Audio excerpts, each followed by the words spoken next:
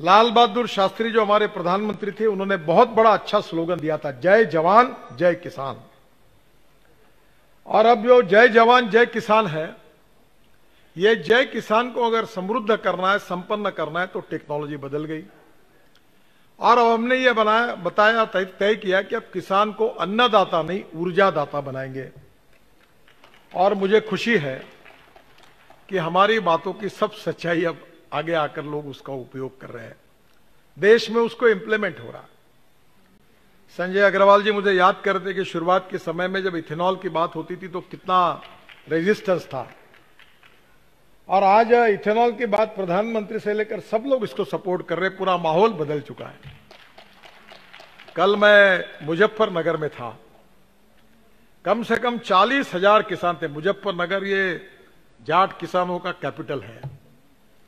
और मैं जब ये बायोफ्यूल और इस पर बोल रहा था तो इतनी शांतता थी और इतने इससे वो सुन रहे थे, तब मुझे बड़ी खुशी हुई। पहली बार हमारे देश में आज परिस्थिति ऐसी है कि शुगर सरप्लस है। हमारे देश में 240 लाख टन शुगर लगती है, 310 लाख टन पिछले साल हुई, इस बार 325 लाख टन शुगर होगी। और अगर शुगर सरप्लस होगी तो डिमांड एंड सप्लाई के हिसाब से कोई खरीदी करेगा नहीं, तो किसान को कहां से भाव मिलेंगे गन्ने के। ये पहला साल ऐसा आया कि ब्राजील में ड्रॉट आया। अब हमारी शक्कर एक्सपोर्ट होने लगी है और इसलिए स्वाभाविक रूप से हमारी 60 लाख टन अब एक्सपोर्ट हो रही है, जिसके कारण इस साल तो राहत मिल जाएगी।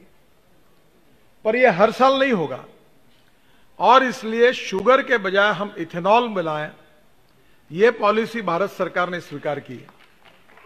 और आपको मुझे बताते हुए खुशी हो रही है कि पहले हम लोग केवल शुगर केन मोलाइसिस से, जो 1 टन गन्ने में 4% मोलाइसिस निकलता था, उससे हम इथेनॉल बनाते थे।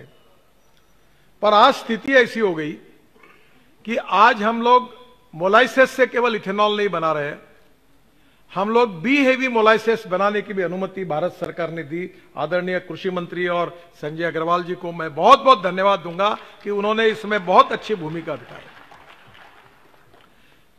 बी हेवी मोलाइसिस यानी जो शुगर में 1 टन में 11%, 11.5% शुगर आती है, वो 3% कम करके मोलाइसिस में डाल दी, तो उससे भी इथेनॉल बनना शुरू हुआ। फिर पेट्रोलियम कंपनी और कृषि विभाग ने और हमारे फूड सप्लाई मिनिस्ट्री ने निर्णय किया कि अब शुगर केन जूस से डायरेक्ट इथेनॉल बनेगा, तो वो भी अभी आ गया। अब 465 करोड़ लीटर इथेनॉल बनता है, और आने वाले समय में आज मुझे घोषित करते हुए खुशी हो रही है कि 4000 करोड़ लीटर इथेनॉल की देश को आवश्यकता है। 4000 करोड़। अब ये इंपोर्ट हो रहा है। हमारा पेट्रोल, डीजल और पेट्रोलियम के प्रोडक्ट का इंपोर्ट है 8 लाख करोड़ का, और अभी आने वाले 5 साल में ये इंपोर्ट हो जाएगा 25 लाख करोड़ का। और ये 25 लाख करोड़ भारत की जनता का, देश का पैसा देश के बाहर पेट्रोल डीजल के लिए जाएगा। उसके बजाय import substitute, cost effective, pollution free और इंडिजिनियस, तो हमने अब इथेनॉल का लाया है। और परसों ही मैंने एक फाइल पर साइन की, ट्रांसपोर्ट मंत्री होने के नाते, जिसकी मुझे बहुत खुशी हो रही है।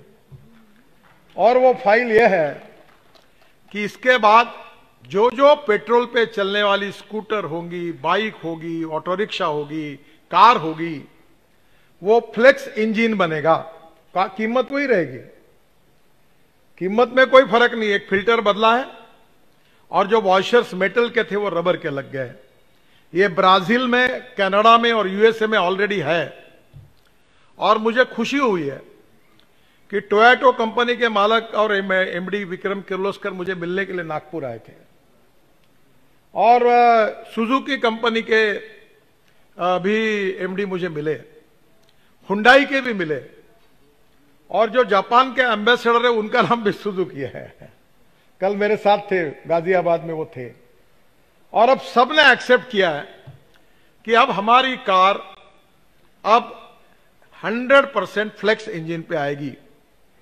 तो पहली बात तो यह कि अब आपको इथेनॉल के पंप खुलेंगे, और हीरो होंडा नहीं, अपनी टीवीएस और बजाज दोनों की स्कूटर और बाइक तो आप वापरते ही हो।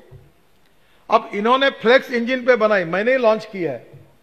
अब मेरा हाथ जोड़कर आपको अनुरोध है कि देश के किसान के बेटे अब पेट्रोल पे चलने वाली मोटरसाइकिल और स्कूटर ना चलाए, 100% बायो इथेनॉल पर चलने वाली स्कूटर और बाइसिकल चलाए।